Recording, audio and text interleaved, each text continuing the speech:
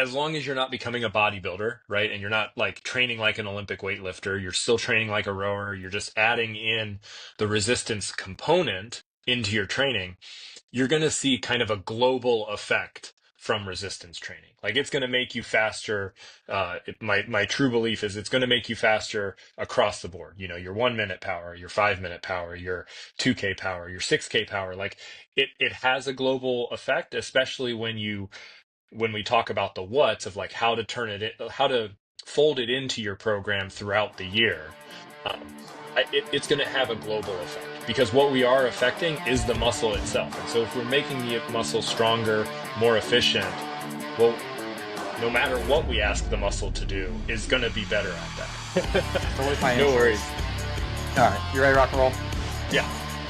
All right, so for everyone listening, we have Dr. Nick Goode here for round 2, and I'm super pumped to have Nick. For everyone who remembers, back in April, Nick came on, and it was one of the most played episodes in all of 2024, diving deep into the why behind rowing specific training, from training zones to proper preparation for testing, the differences between field tests like a 6K, VO2 max test like a 2K, whatever it may be. Like Nick gave an incredible deep dive into the why behind training, and it was an absolute blast of a conversation. I gave it a re-listen before knowing Nick was coming on. I re-listened to it, and just the great nuggets of information. So for anyone who wants to get a little bit more of Nick, go back and check that podcast out. But we have Nick here, and today we're actually going to turn the table, and we're actually talk a little bit more about strength training and the importance of strength training for endurance athletes, and then also more specifically for rowers, right? And the importance of adding this in as a mix into your balance training program. But Nick, kick us off. Give us an update on life over the last couple months since we last saw you, some of maybe the work you're doing up in Pittsburgh, and let's dive in. We'll have some fun and talk about some fun topics. But yeah, kick us off if you mind. Yeah. So, since our last conversation, I've finished up my PhD, successfully defended my dissertation. We looked at, it's something that is important to rowers was, resistance training, but what we were looking at basically eccentric superloaded training, um, in weightlifting in particular. But I was looking at the metabolic costs and the lactate load and things that go into resistance training that you need to start thinking about and considering, especially if you're talking to endurance athletes.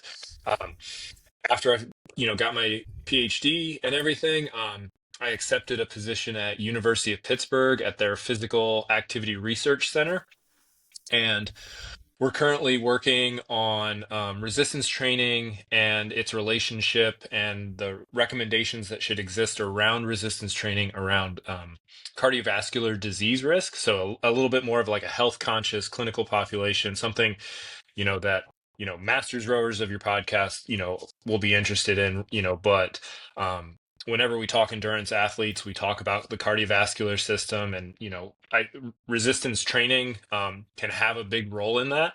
In just how we tax the muscles, how we tax the cardiovascular system, which is not something we always think about when we think of resistance training. We think about it more in the aerobic side. But it's really just like, if nothing else, at the end of the day, like being a whole athlete, being a whole, healthy individual, resistance training and aerobic training are going to play into that. So super exciting work, doing a lot of research, but then also just continuing to work with, um, you know, uh, Riley out at the OKC training center, remotely as kind of a sports science manager for her. And then working as well, just, with my own cadre of, endurance athletes that I just enjoy, love coaching so much, that I stay with it even when I'm, doing research and being a little bit more of like a professor. So Yeah, no, that's awesome. And I think, number one, congrats on finally, wrapping up your doctorate and getting into that field. And I know just the field that you're in, that you're working in currently, I think is something that's applicable to any athlete, right? Especially like you said, right? The masters Mhm. athletes, where again, what are the effects of resistance based training on cardiovascular, right? Just the Yep. longevity as a whole, right? Healthy living as a whole. And I think that's an important piece. And it kind of dovetails into what I'm excited to talk to you about today, which is just, again, resistance training, strength training. I like to use them interchangeably, but just the importance of, for rowers, endurance athletes, right? You said, again, right, whether it's rowers, cyclists, runners, you name it, the value that strength training, resistance training can have on their performance and also Yeah. their longevity, their durability, but even speaking more so towards the importance. And Nick, I want you to just summarize things for now, or just give us a little bit of a snapshot, because I think the goal of today is I want athletes to truly understand why resistance Mhm. training is important. What does it actually do? How does it actually affect our ability to perform as athletes? And then as we get deeper into this conversation, I want to dive into how we can actually apply some of the principles that we're talking about. What are some exercises that athletes can Mhm. prioritize? What should coaches be thinking about Yeah. when they're trying to incorporate strength training, resistance training into their routine, when their eye is on the target of maximizing rowing specific performance? But as we both know, resistance training is a massive component of that. But give us the bird's eye. Why is resistance Yeah. training important for endurance athletes? Why do athletes need to start to think about this? Give us that understanding. Let's dive in from there. Yeah, so like just as kind of a, like you said, 10,000 foot view, if we just look at kind of like performance and endurance performance in particular, right? Um, we are going to be talking about, the basic training principles. That yes, we're going to talk specificity and things like that, like, but from that 10,000 foot view, we're trying to really give the muscle, or the aerobic system or whatever, the goal and the system we're training, the right stimulus, the right adaptation, the right ability to adapt and to improve, to maximize that performance at the end of the day. And yes, like with endurance sports, we can't, ignore the fact that aerobic training is going to play a huge part of that endurance performance. Like it's going to be a huge. Like I'm not trying to, little that importance. Um, but there are just training the endurance system, going for, if you're a runner going for your long runs, if you're a rower doing your steady state, or even the intervals, you're still just not going to tax the muscle in all the ways that it needs to be stimulated to get, that high power output, or get, the whole muscle as a whole, like all the different fibers that comprise that muscle, um, stimulated purely from doing the rowing stroke. Even if it is hard intervals or high intensity sprints or things like that, there is still just another level that's going to exist both muscularly, when we start talking about maybe some neurons firing and how the muscle works from a, brain muscle interaction, that the weight room and resistance training and general strength training can really play a big role into that. Um, and, if you want to talk about more into the muscle as we zoom in on it, right? Like there's all those different fibers and things like that. But we're really just trying to train the muscle as a whole to reach the goals of maximal performance. Gotcha. One of the things I want to highlight, right, because in our last conversation, when you're on a few months ago, you talked about one of the things that really stuck out to me was you basically stated, right, and this is kind of coming to the differences in muscle fibers, right? Fast twitch, slow twitch, right? And Yep. type 1, type 2 and all that, right? And you actually referenced, right, you made it was, probably more joking, but you could train an Olympic weightlifter, all things being equal, right? You could Mhm. train, if you taught an Olympic weightlifter how to row, they could, in theory, over a short distance, outperform any rower on Mhm. planet Earth, right? Like if you Yeah. taught them how to row, if you taught them how to the mechanics of the rowing stroke, they could, in theory, produce more power, higher wattage than most trained rowers. Yes. And just the when you think about that, right? All things being equal, in terms of just with rowing, all things being equal, perfect technique, everything the same, the athlete who can produce more force, right, is in theory going to travel a further distance right, and cover that Mhm. distance in a short amount of time, right? Just the stronger athlete's going to be Yeah. better, right? Going to be faster. Yeah. Talk about that a little bit. Maybe talk about, okay, the stimulus that we're trying to create. Mhm. Why is this important? Fast twitch versus slow twitch. And why can that Olympic weightlifter, if taught the right mechanics of the rowing stroke, why could they outperform someone who, in theory, is spending 10,000 plus hours on the machine or on the Yeah. water performing the stroke on a daily basis? Talk about that if you don't mind. Yeah. And so, we're getting into sort of the discussion there is like, okay, well, yeah, there's specific training adaptations for each type of athlete. Right? Like that Olympic weightlifter is going to be able to produce a lot of power over a short period of time. And so like the focus from that will be is keeping that power output, but then training them to hold it longer and longer if they were going to beat the rower, right? They just don't have the duration of exertion. And so that's the endurance side, right? Um, but more importantly, we I like to think, and you've used this term before, is like it's a power endurance sport, right? Like it's at the end of the day, the rower, like you were saying, who can maintain the highest power output for the duration of the event. And when we say duration, in rowing, we're talking 2,000 meters. If you can keep that power output higher than the rower that you're rowing against, you're going to go farther per stroke. You're going to go there faster. All of those things. Um, and so, all things being equal, if you have the endurance, if you're spending the time aerobically to have the engine, the heart muscle, to supply blood and all those things, well, then we have to look to the other piece of like, okay, well, can the muscles maintain that power output, maintain that force output in a good way?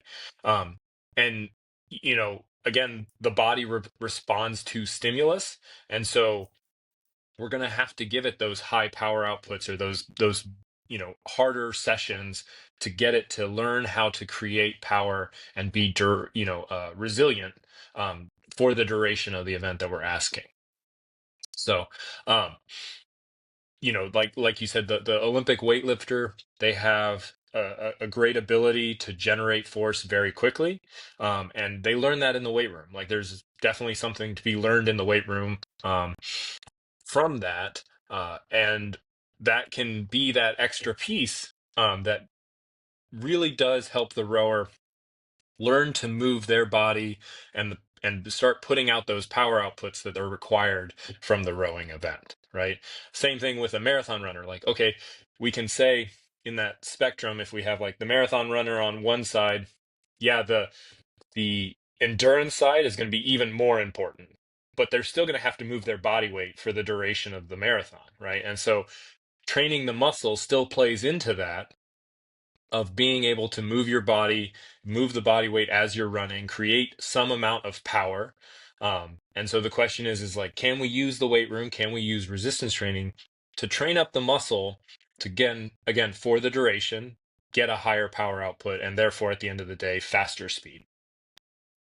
Gotcha. And one of the things I wanted to bring up to you was like, okay, like if we build off of this, and that makes total sense, right? Like again, like we're trying to train a stimulus that we wouldn't otherwise have when we're rowing, when we're on the water, when we're on the ergs, right? Even if you crank it up, put a bungee on or put the damper up high, right? Like you're Hmm. never going to create that same stimulus that you could get from performing strength training movements, resistance based movements, right?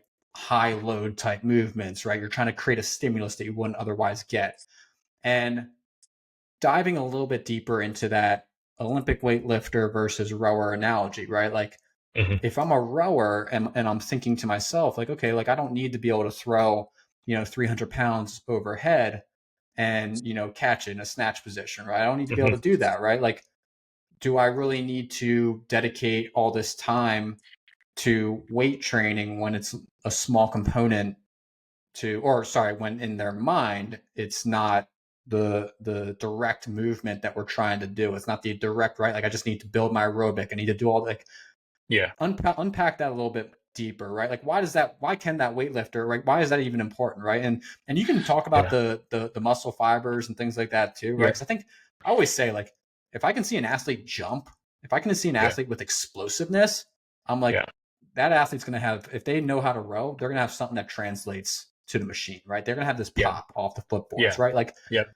can you unpack that a little bit for me, Yeah. if you don't mind? So, yeah. So, there's a couple things there, right? Like, um, so we'll just take that sidestep into there are different types of muscle fibers we're trying to, train. There's those type ones. We generally talk about those as being the endurance fibers. They, are your aerobic fibers. They're, slow twitch. They're called slow twitch because they don't generate a ton of power. They can still be trained up to train to put out a decent amount of power, um, but they're sort of like your unfatigable muscle fibers. Like as long as you're not like really starved and like not really you've been going for hours and hours, like those type 1 fibers are still going to work. I always talk to the cyclists that I train, like if you've ever bonked, like been in one of those workouts where you just feel like you're completely depleted, but you still got to row back to the dock or you still got to ride home or things like that, those are those type 1 fibers getting you home. Like they can still function, you can still do the rowing stroke, you can still get home. But you'll notice like they're not going to get home fast, like and so then you can talk about the type 2 fibers. And there's a ton of different hybrid type fibers with the type 2s that all kind of vary a little bit in their fatigability. If we talk about the fastest of the fast twitch fibers, those type 2 fibers, they fatigue super quickly. Like you've got like 6-second power, 10-second power. But then there are other ones that, can last 30 seconds, a minute, 2 minutes, like things like that. There's a whole spectrum of type 2 fibers there that we're going to be training. Um, and if you're going to train those top fibers, right, like they're short lived, right? Um, Even if we think about something like, a max watt test or something like that, like probably the closest that you would ever get to what I would say is training those top fibers in like the weight room is something like a max watt test. Like, okay, it's, you know, absolutely maximal exertion over maybe 7 strokes, right? The moment we start talking about things like bungees, high damper settings, things like that, where you're rowing for 30 seconds to a minute at a higher resistance load, or anything longer than that. There's people who go out for bungee roads for, 10 minutes at a time. Like that is, something you can do. You're going to be training those, higher energy output fibers, but again, you're going to be like training those lower ones, like the ones that do have some endurance to them. They do eventually fatigue, but you'll have to do your intervals and you'll have to give them recovery if you're going to do another set. But they're still like, if you think about high damper outputs, even if they're done, super high intensity, rowing, 30 strokes at a time or something like that, that's still going to be a lower power output, a lower force generation than doing a set of 10, doing a set of 5 in a squat, right? Like you can still, everybody can kind of identify with that idea of like those two things feel different, right? Um, and so training both of those different ways, that's why I think the weight room becomes so important, is because I can still create a different environment to get a stimulus. Um, so that's kind of like the type 2, the fiber typing and how that plays into our training. Um, but then the other piece of that is, um, people tend to make that comparison between, okay, what we see on maybe Instagram or what we see from what we know of like watching Arnold at like Muscle Beach and things like that, or bodybuilders.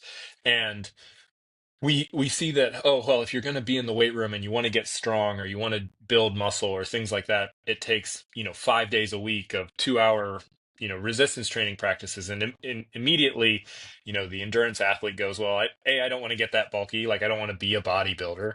Um, and B, they go, well, I don't have time for that, I'm already doing so much volume. And that's where I say is, well, yeah, like I'm not, when I say that a endurance athlete should be doing strength training, I'm not saying they should be in the weight room, 5 times a week for 2 hours. I'm saying they should be in the weight room 2, maybe 3 days a week for maybe 40 minutes to an hour for those sessions.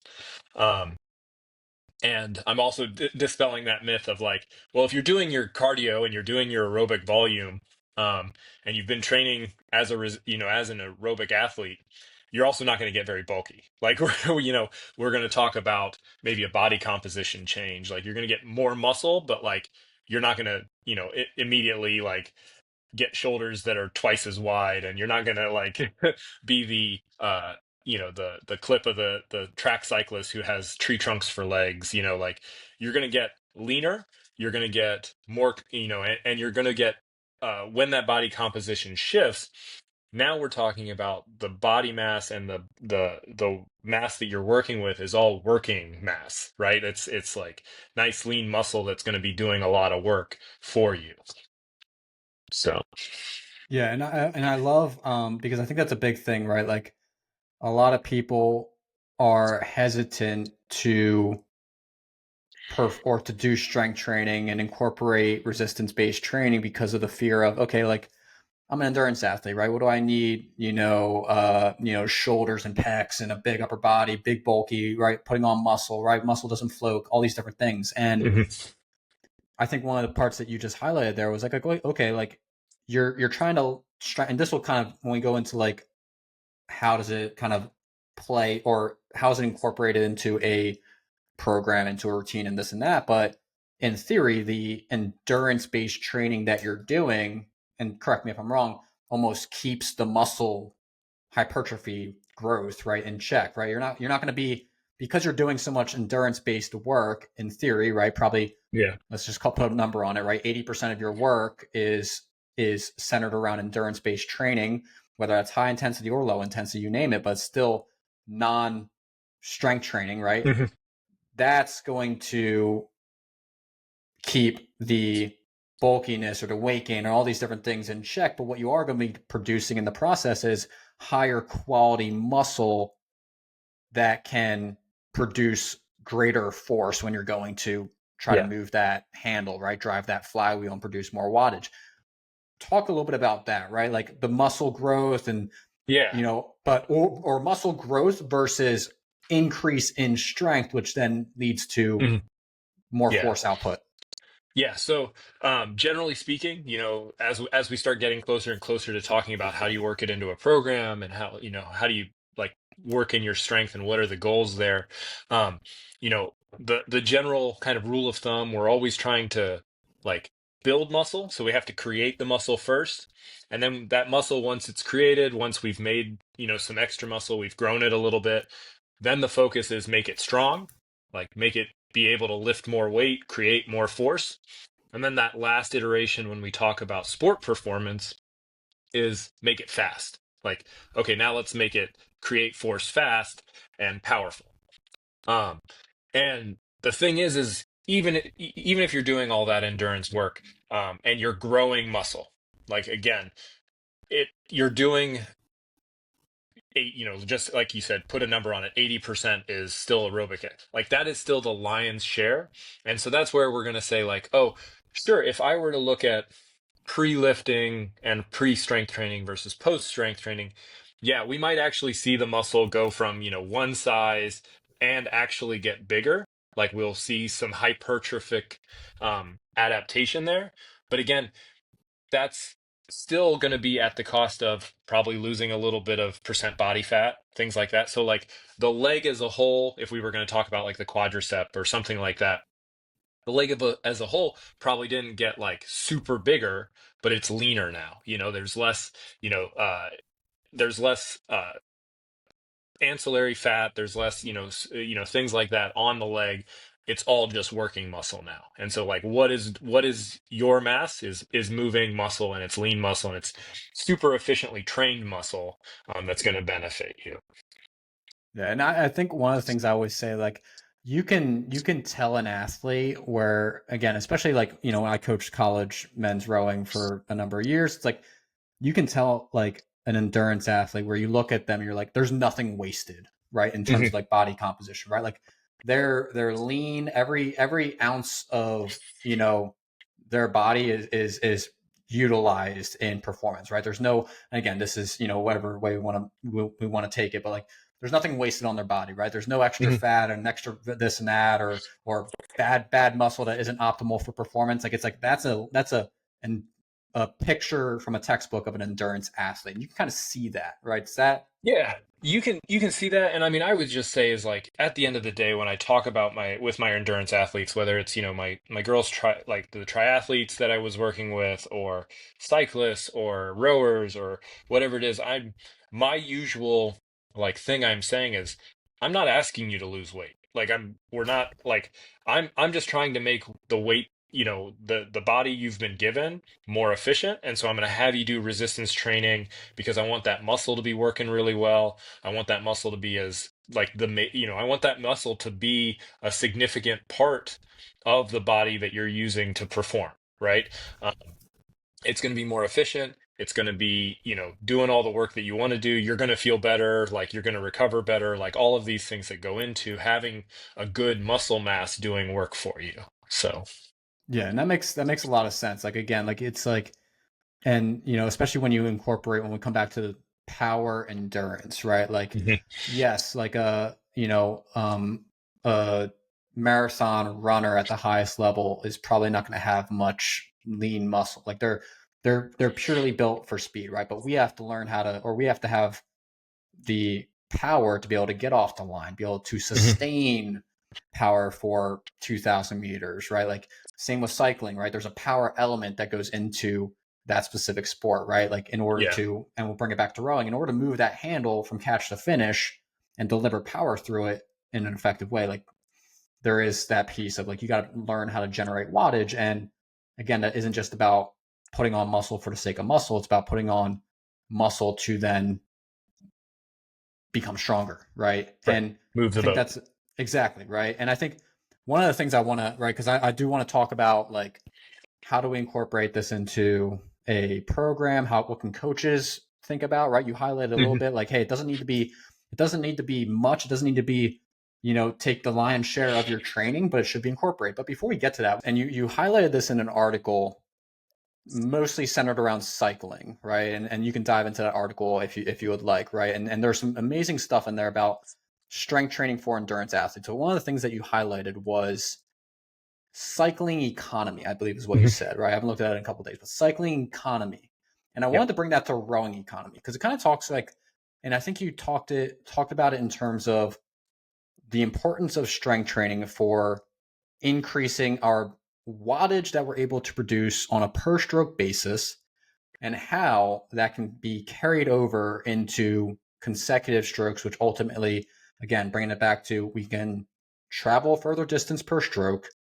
And if we stay, all things being equal, same strokes per minute, all that, we're going to cover that distance in a shorter time, right? So it's Yep. literally a direct factor in moving the boat faster and finishing the race sooner, right? So talk a little bit about that, the rowing economy, which I think is a Mhm. massively critical piece for athletes to understand.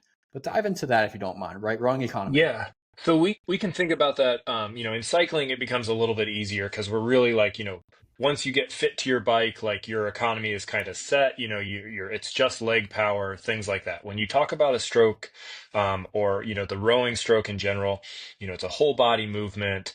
Um, it's got a lot of pieces to it, um, and so we can think about it as in kind of two different ways of being efficient. Okay. Um, One way we can think about it is like if your legs are super super powerful and super strong, but let's say maybe the upper body pull or the second half of your stroke is not able to handle that force and that power that the legs have generated, right? Now you're going to be inefficient and uneconomical because like, well, you've created all this extra force that now has to dissipate into not moving the boat because the upper body can't continue that force, continue that power output, right? And so we can talk about interstroke like intrastroke economy, right? We want the body to be strong and able to generate force in a whole body movement as efficiently as possible with no losses, right? Um, which is kind of a different thing from cycling. Um, but in a kind of bigger sense, right? If we track it from okay, I want my boat to be able to perform, you know, uh, if we're talking like the a high school men's eight, like under 6 minute 2K, right? There's a certain power output that has to exist for that speed, right? Um, and then one step lower than that, there's a certain amount of force that has to be generated every stroke for that power, right? Um, and if let's say that max force output, max power output, whatever metric you want to talk about, if that is 75% of the athlete's absolute max, it's going to be a harder time for that athlete to maintain that power output than say if we get them a little bit stronger, get them more efficient, get them more economical, and now that power output to get that 6 minute 2K is now only 55%, 60% of their max, absolute max power output. So they are more efficient, they're more economical, they're spending less per stroke to get the needed power output that they need for the performance, right? And so we can think about it in terms of that as like, okay, well, then let's raise the absolute force output or the absolute power output. So that way, to get the maximal performance, they're operating at a lower percent of max to get the performance we're looking for. Or conversely, is like if we make them stronger and they can, let's say, 75% is still what they can maintain for the duration of 2,000 meters. Well, now they're stronger, so 75% of being stronger is still faster and more power output and more force output. Like it's however you want to think about, the percent of max and like what it's going to look like at the end of the day. But it's all around economy, moving that efficiently, spending the energy where it's necessary, with very little loss. Yeah. Um, so the other piece of that is right. If we talk about then, in cycling, we talk about like, well, not every cycling course is a flat, straight road, right? There's curves, there's ups and downs, there's hills, things like that. Rowing exists in it's an outdoor sport, right? In a boat, that moment that crosswind comes across your bow, right? And you're going to have to up your power output, right? Well, if you're already working at 75% of your max, that crosswind comes or that headwind blows, you get that gust of headwind down the race course, and all of a sudden, like a set of, 5 to 10 strokes now is going to require you to put out 80%, 90% of your max power output to just like keep the speed up in the boat. Well, that's gonna in cycling we talk about it as like burning matches. Like it's gonna burn a match that you're not gonna have later on when you want the sprint. But if that if you're working out, you're working down the course and you're a stronger, more efficient athlete, that headwind comes through, and it only costs you 80% rather than 90%. Well, okay, now you've saved back a match that you might be able to use in that last 250 meters when it's like, okay, now we really got to start burning through the matches, right? Um, so there's that piece too. It's like you want to be stronger, more efficient, power output driven athlete, so that when tough conditions come, you're able to handle them.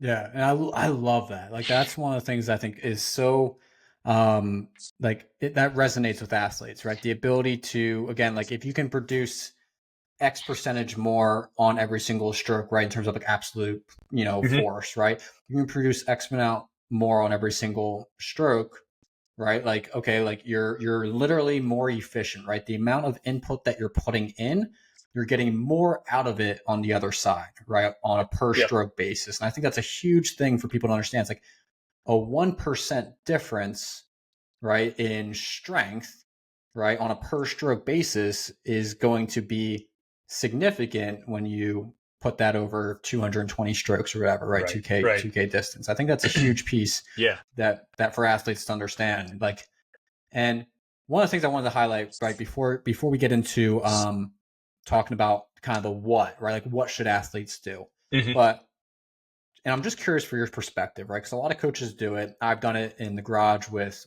the athletes that I work with. A lot of coaches do Watts tests, power Hmm. assessments, right? And there's some that are good, some that are great, and you don't mind that, right? There's some that are good, some that are that coaches do.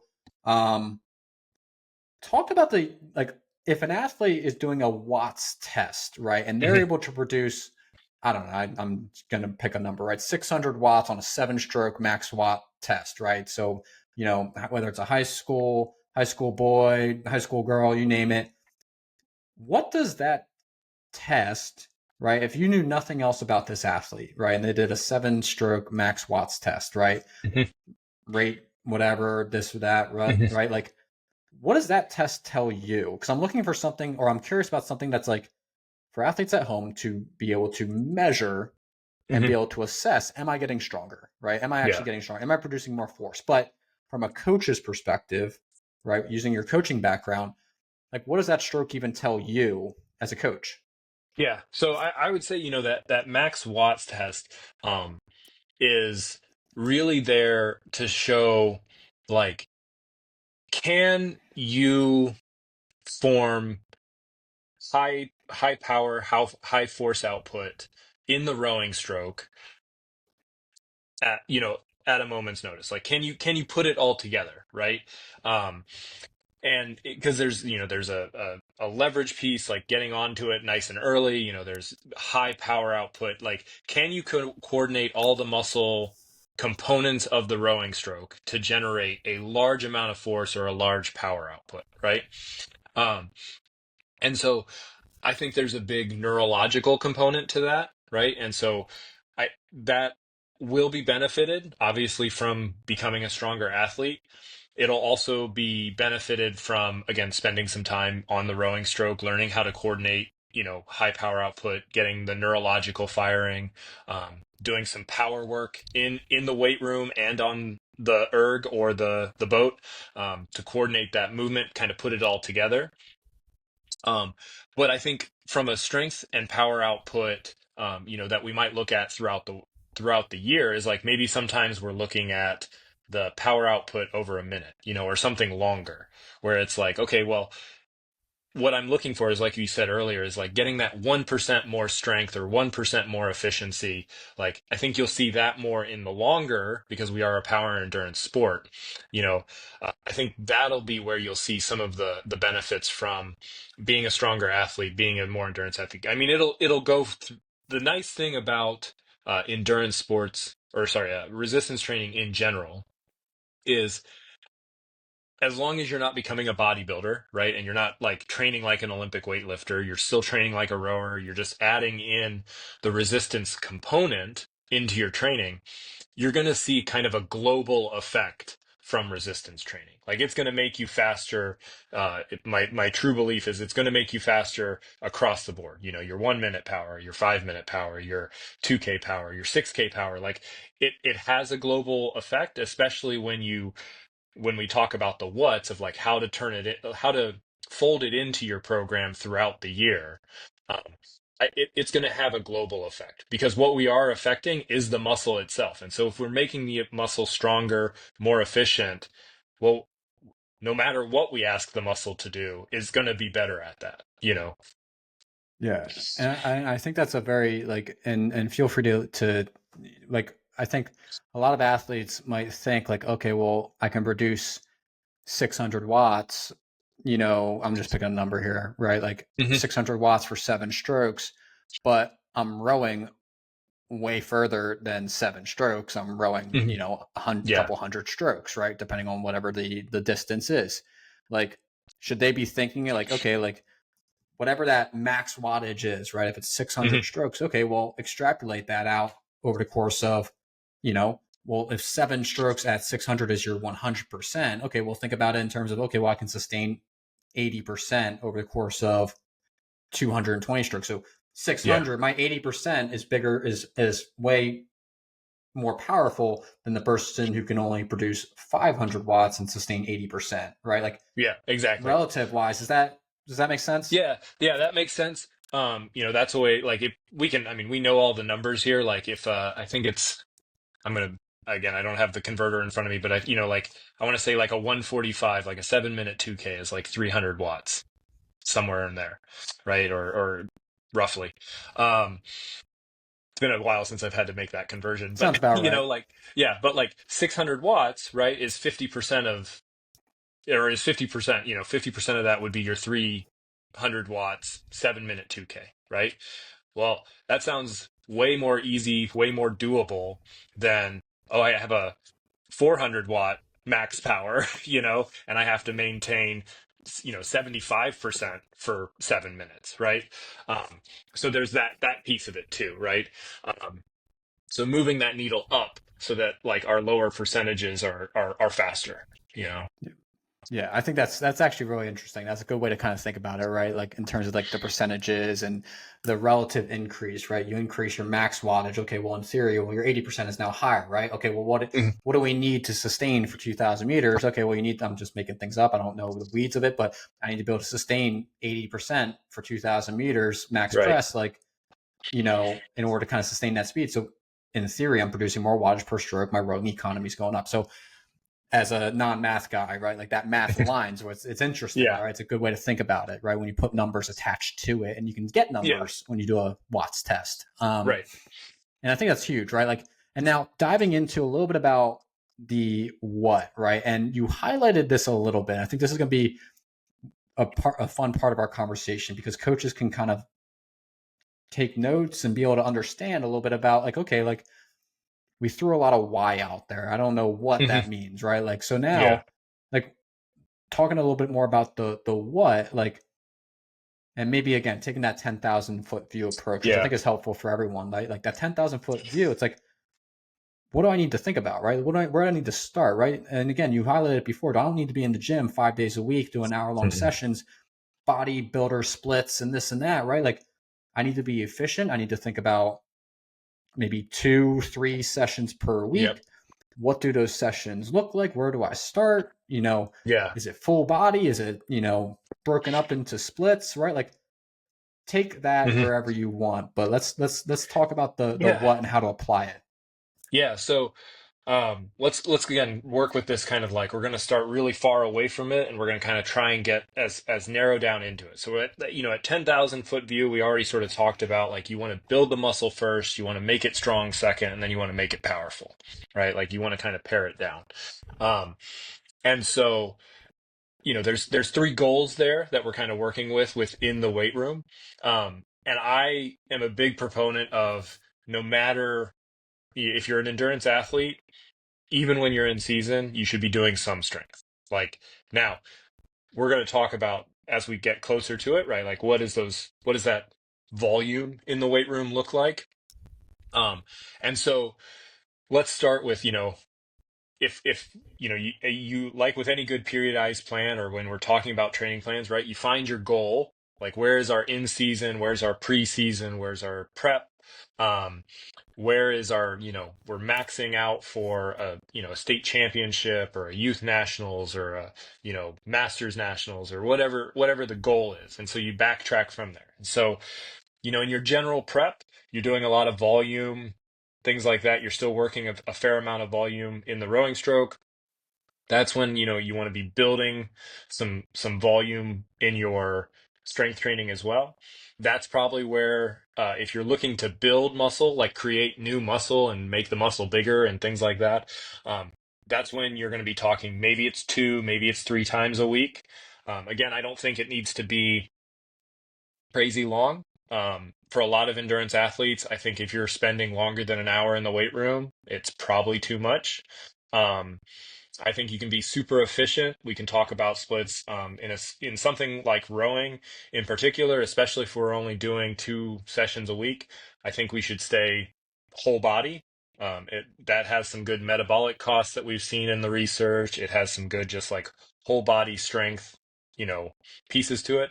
But that still means you can put emphasis to those sessions, right? Like, um, everybody splits them up a little bit different. There's push pull movements, like if we're talking a squat versus a deadlift, um, push pull hinge, there's all these different splits, upper body, lower body. But I think stay whole body if you're going to keep the sessions to two a week, and pretty concise.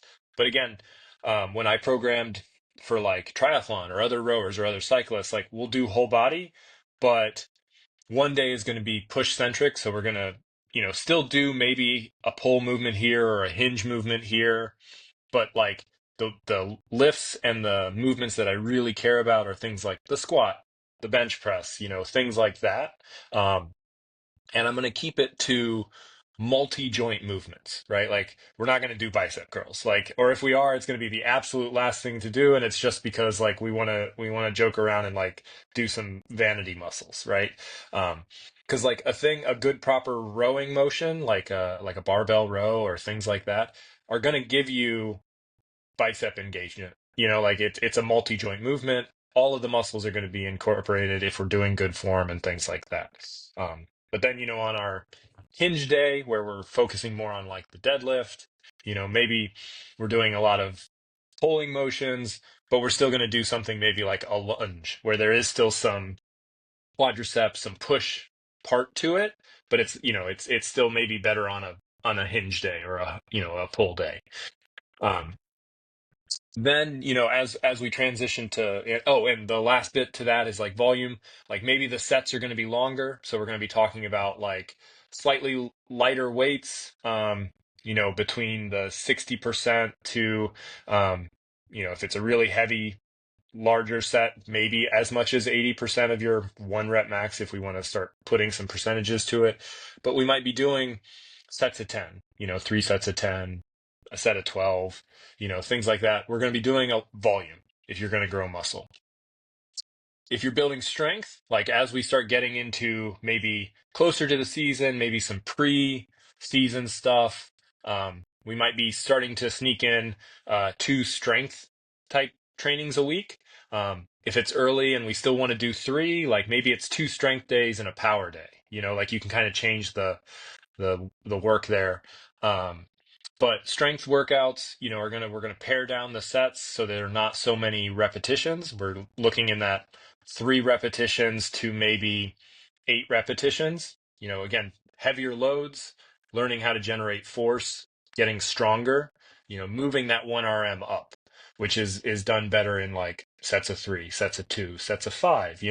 Um, and maybe you're doing something more classic like a 5 by 5 or something like that.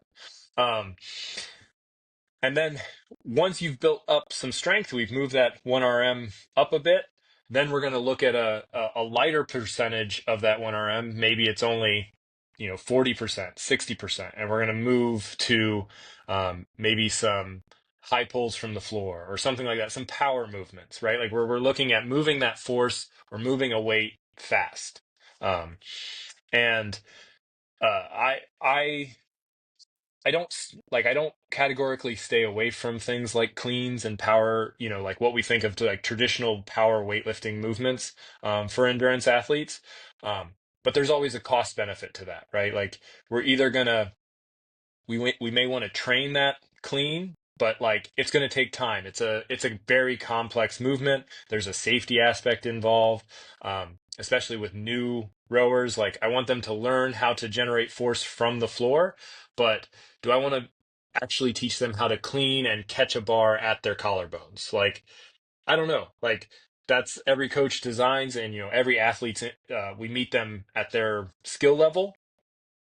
Um, I don't know if there's anything more gained from catching a bar at your collarbone than just doing like a really well executed, high pull from the floor, or something like that where we're generating motion but not catching the weight, right? Um, so some pull derivatives, things like that help generate some force, and you can always mix and match a little bit, right? If we're still doing volume, that's not to say like I would have no power movements in there. Like we might have a little bit here and there, but that's still not the focus, right? It's still part of it, but it's not the focus. Um, and then as you get into season, right?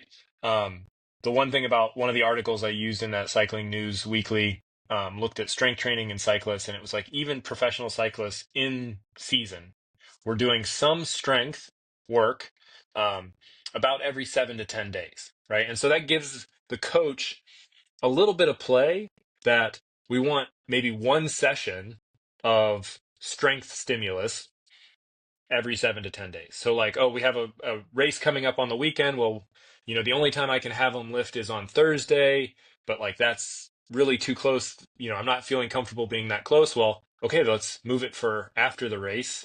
Let's move it to a Monday or Tuesday. And you can kind of shift it week to week just so that every about week and a half, they are in the weight room generating force. Because we don't want to, we've all seen the teams that get strong and fast early season and they kind of peter out over the season, right? Part of that might be they were incorporating strength early on and then they stopped doing strength. Like, okay, and so that athlete lost the stimulus of how to generate a good amount of force, like lost that, top end force production idea. And so keeping that strength stimulus around every 7 to 10 days, like keeps the body remembering, oh, I still remember how to create force. I still know how to be a strong athlete. Um, I always share this anecdote of having my triathletes, leading into their championship season, um, and doing something like a pin squat. So it wasn't, a full range of motion squat. Um, it was safe. We were doing sets of three. Super safe, super not fatiguing because they're not, because it's from the pin, so they don't have to lower the weight. They don't have to do the eccentric portion quite so much. It's just focusing on the high strength output. Had girls who were 135 pounds lifting 250, in a squat movement, and like just, we did three, we did maybe three sets of three with a good amount of rest.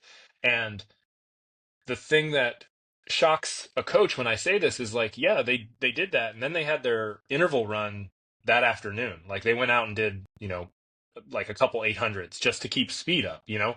They weren't so overly fatigued by doing the strength session that they couldn't still be endurance athletes. And I think that's the balancing act that every coach is curious about. Like, well, if I'm doing it, everybody knows and thinks of resistance training. Like I go in there and I do my hour or hour and 15 minutes, or if they go real ham and it's 2 hours, it's like I walk out of there and I can't function the rest of the day. Like, no, let's get in there, get the work we need, get the stimulus we want, head out, and like still remember that we're endurance athletes.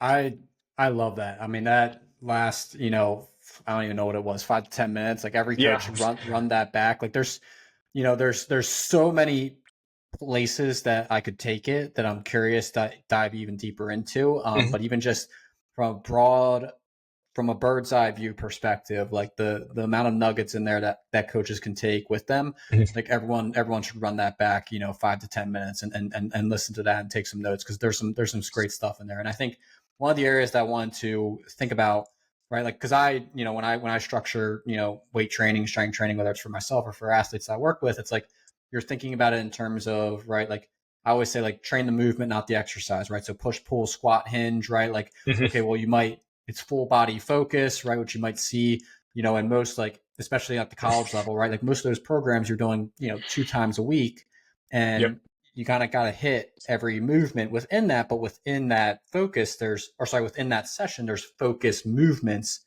Yeah. that you're prioritizing as a coach, right? Whether it's T-bar deadlift and, barbell row or bench press or something like that, right? You're kind of Yeah. combining things, but then the next day you're hitting the other prime movements that you're trying to Yep. focus on, right? And I think that's a big thing for people to realize. It's like you don't have to tackle everything in one session in that 40-minute session.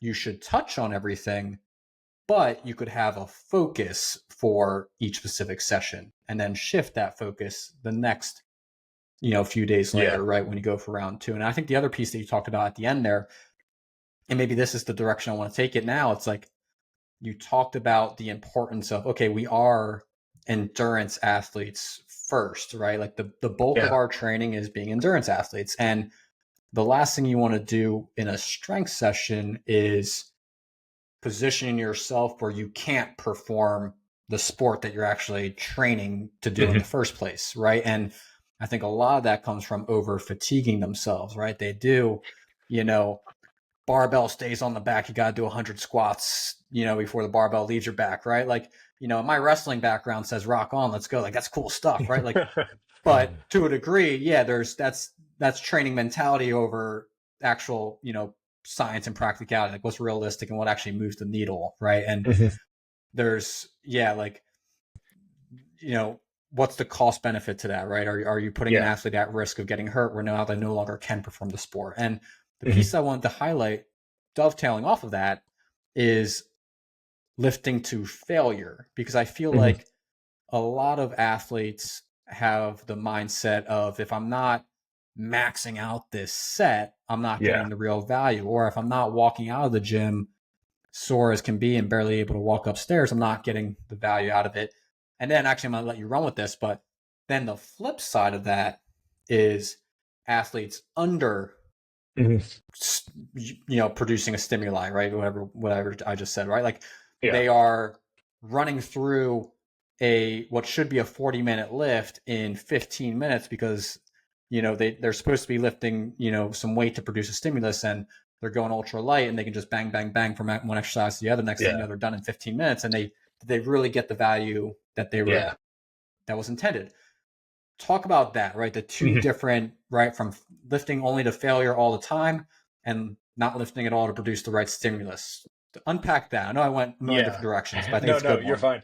fine. No, I think that's a good one. I would say like the prevailing research out there is saying basically don't lift to absolute failure. Like every set should not be like you getting stapled to the floor, right? Like it shouldn't be like done till you're whether it's a set of 10 or a set of 5 or whatever it is. Like um, you should not be that last repetition failing that repetition, right? Like not every time.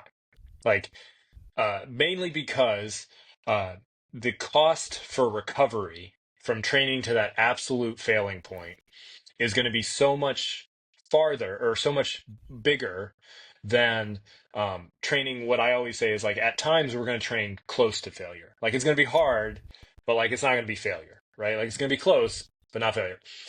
It's been sort of supported that lifting to that point where you fail, like absolutely fail, like don't lift it, um, you're not getting as much benefit from it as recovery cost. Whereas if you would have just stopped one rep earlier, you're still getting all the benefit from training almost to failure, um, but you're not going to have to recover quite so long, right? Because we haven't really failed the system. Um, so I usually use the idea of like training close to failure at times, but not close to failure all the time, right? Um, and that can look like for, if somebody doesn't feel safe, actually doing a one rep max to be able to like figure out, what their percentages are or things like that. Like, we should always be doing resistance training safely. Um, one good thing that some people have used in weight rooms is things like reps in reserve, right? Like, oh, a hard set, like let's say I'm doing a set of 10 or a set of 5, right? A hard set will be a weight that um, when I do that set of 10, maybe my failure point is at 11 or 12 repetitions, like one rep in reserve. Like I do my set of 10 and I could probably do one more before I absolutely get, I fail, right? So that would be a hard set, right? If we wanted to talk about like a moderate set, maybe it's like 3 or 4 reps in reserve. Like I would do a set of 10, but really it's like a weight that I could do 13 or 14, right? And that can help that other athlete who maybe doesn't know how hard to push themselves and they rush through everything because it's like, oh, I just, I put some weight on the bar and I did my set of 10 and well, I've done my set of 10, so I've checked the box, right? But really they could have done a set of 20 there, right? Because it was like such a lightweight. So you can use that kind of like a moderate set is going to be, maybe three reps in reserve. An easy set maybe is like 5 or 6, like um, and that can help gauge your athlete into making sure that they're still getting a good strength stimulus. So like, oh, this is a hard lifting day. Like let's put a weight on there where you know we have that very small number in reserve. And there's some nuance there that we can talk about as like, okay, well, if it's um, supposed to be a truly hard day, like, and we're doing something like a 3 sets of 10, like I want one rep in reserve every set, right? Or it's like a moderate to hard day, and so maybe that first set of 10 you've got 3 in the tank, right? Still, like you do your set of 10 but you got 3 in the tank, but then that second set it feels more like you got 2 in the tank, and then that third set you got 1 in the tank. Like, like that first set is still going to be challenging, but doable. And like as you get tired, we're going to be training a different stimulus, right? Does that make sense? And you can play with that a little bit, but I think reps in reserve is a decent way to start for the average person. If they've gone through the motions, we know they're safe. Maybe they're training on their own. Um, and they just don't feel safe like absolutely loading up a squat bar with their their 1 RM, so that's a good way to start. And I think to talk to your athlete, and check in as a coach, right? Like you talk to them, it's like, okay, well, you just did your set of 10. It's hard sometimes for them to do rating of perceived exertion. Like, well, was that your 70%? Did that feel like 70%? I usually ask is like after they, re-rack the bar in a squat, I go, well, how many more reps do you think you could do? Right. And everybody seems to have kind of a good gauge on that. The more trained you become, the better that estimation becomes. But everybody's like, oh, I could have at least done one or two more, like, and that can help you as a coach get some feedback from your athlete to push them one way or the other. It's like, oh, well, we weren't really looking to go that hard that way, take 5 pounds off or add 5 pounds. Let's see where it goes.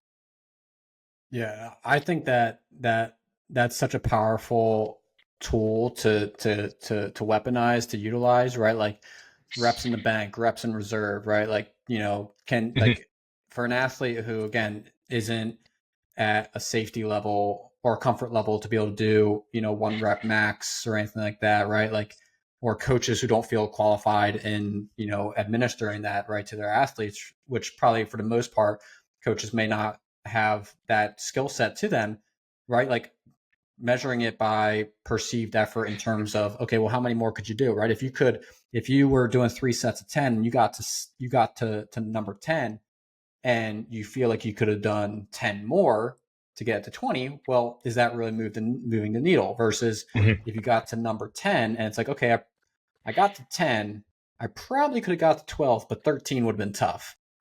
To me, it's like, oh, it's perfect, right? Like you're right Yeah. on, right? Like Yeah. repeat, right? Well, and the other part of that, right, is like I know as well as anybody else, right? Like coach's time, athlete interaction time, it's all at a premium, right? And sure, I would love to be able to say I'm going to test every athlete that comes through my door. I'm going to know their 1 RM. I'm going to know, I'm going to do a battery of tests. I'm going to have all of that information to really individually program my athlete the absolute best program that they can get. But like I, some coaches like they don't have the time to waste. I'm not like it's not a waste, but it's they don't want to spend a resistance session doing squat 1 RMs because like chances are if you're doing a squat 1 RM properly by the textbook, it's going to be the thing you're going to do for resistance that day. Like you're not going to do much extra because like we are going to failure for a 1 RM, right? Um, so something like reps in reserve or whatever you're using to gauge your athletes engagement and weight, like you've got to have something in place, like just so we're not just guessing, right? And so I think it's one of the tools in the toolbox that you can use. Yeah. No, I love that. That's awesome, man. That's incredibly valuable information for coaches. No, Nick, I think the last thing I want to take this, right? The last place I want to take this is like, okay, well, as we dive into, we talked a lot about structure and how to formulate it and periodization a Mhm. little bit, right, to a degree, right? And the process to be able to kind of get the most out of it while in a season. And the last place, I want to be conscious of your time tonight, right? But the last place I want to take this is like if coaches have their notepad and paper out right now, Mhm. right? Like, and they're like, oh, I just listened up to this point. Like, I'm trying to think about a true kind of what for athletes to do. Like, you highlighted this before, earlier with like exercises that people should think about, right? Like, okay, like multi joint movements, stuff that moves the needle, this and that. Like, dive a little bit deeper into that, right?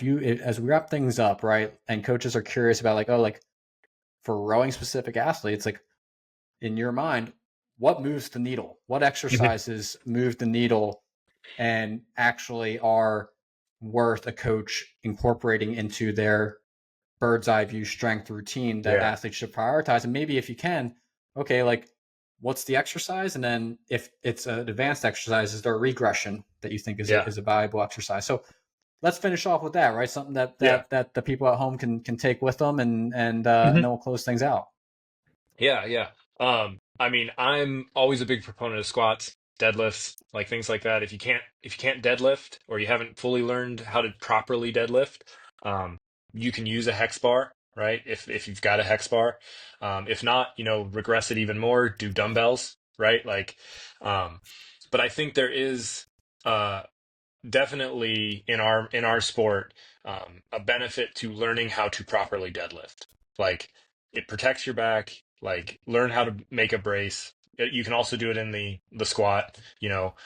All of those things that you're holding a bar and you're having to use the legs. Like, you're transferring leg power up through the whole body because you're holding the bar in your hands, or on your shoulders or something like that. Like, transfer. Um, in the squat, there's hundreds of different variations in the squat. There's like your just general back squat. You can do a front squat. Um, if the athlete can't do a front rack, like a weightlifter, like hold the bar, there's getting them to learn, zombie squats or doing safety bar, front squats and things like that. Um, there's a lot of different movements there.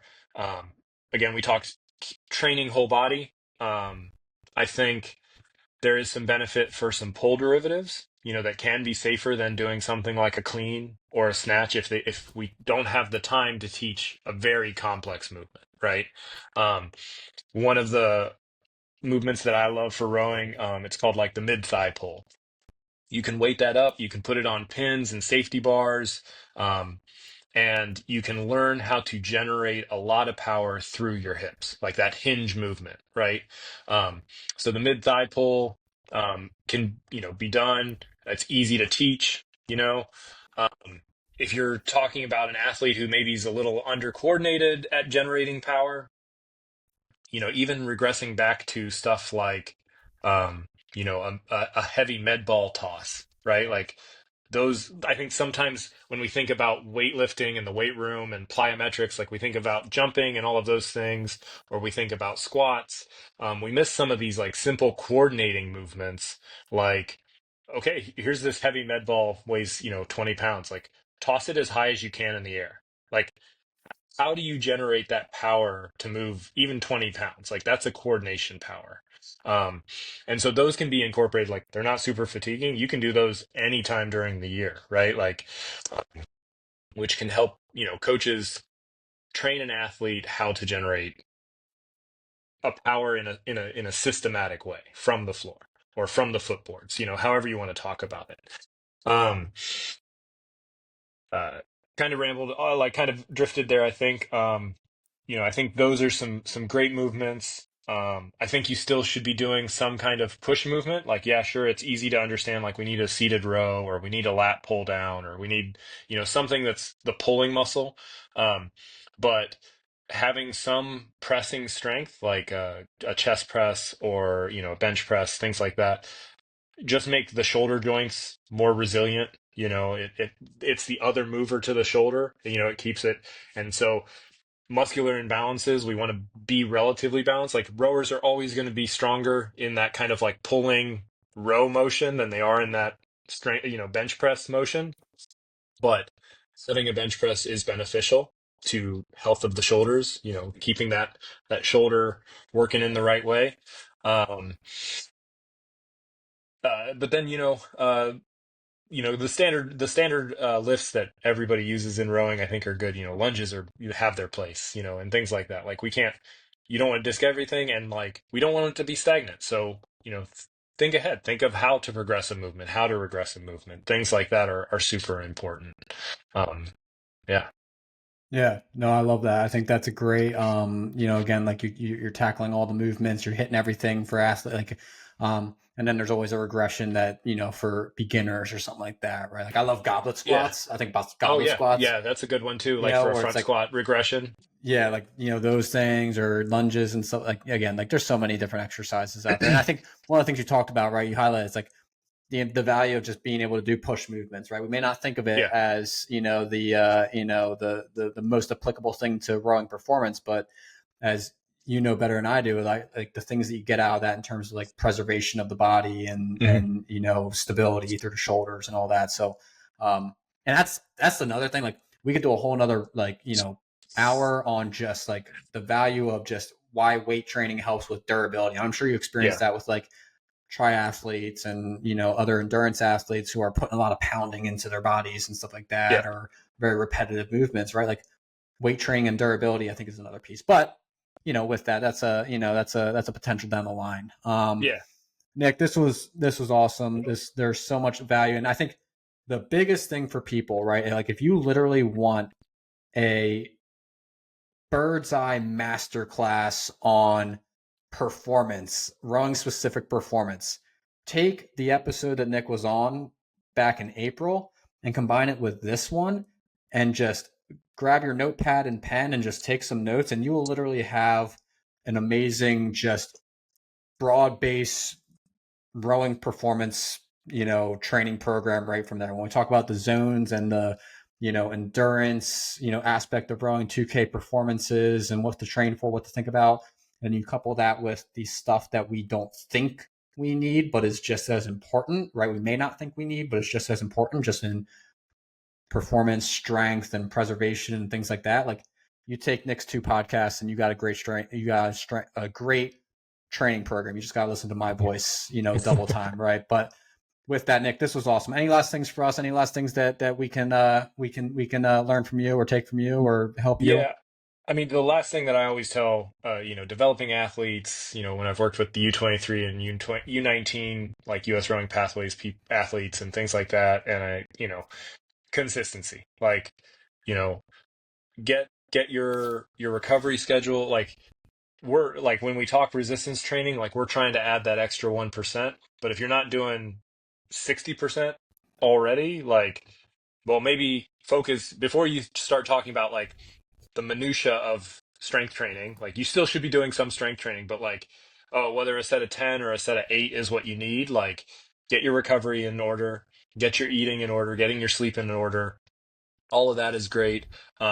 Being consistent, like this is, sometimes we talk about these little things are what gets you through that next plateau, right? Like when everything else, like start thinking about the extra stuff after that point. But consistency is always the big thing.